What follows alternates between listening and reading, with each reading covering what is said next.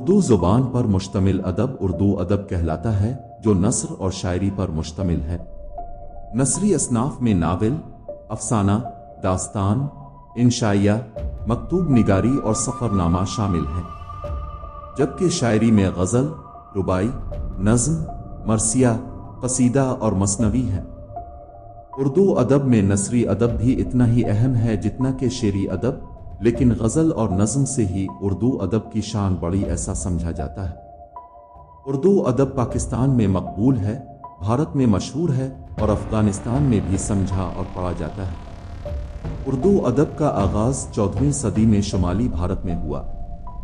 اس دور میں جو بھی سلاطین تھے ان کی سرکاری زبان فارسی تھی، اس وجہ سے اردو ادب پر فارسی ادب کی چھاپ نظر آتی ہے۔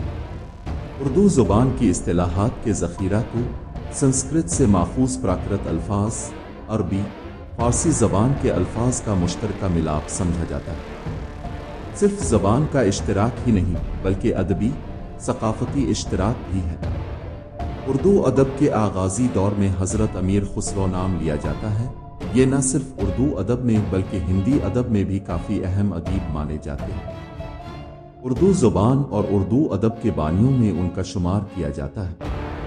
امیر خسرو فارسی، عربی، ہندی زبان میں ماہر تھے۔ اردو زبان کا آغاز تھا تو انہوں نے ان زبانوں کو مربی شکل میں اردو میں پیش کیا۔ ان کے علاوہ محمد قلی قطب شاہ جو دکن سے تعلق رکھتے تھے، اردو، فارسی، عربی اور تیلگو زبانوں پر کافی اچھا عبور تھا۔ یہ اردو کے پہلے صاحب دیوان شاعر تھے۔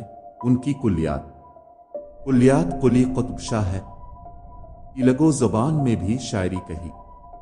انہیں کی کاوشوں کے نتیجہ میں اردو زبان ادبی زبان کی حیثیت سے جانی جانے لگی۔ ان کا انتقال 1611 میں ہوا۔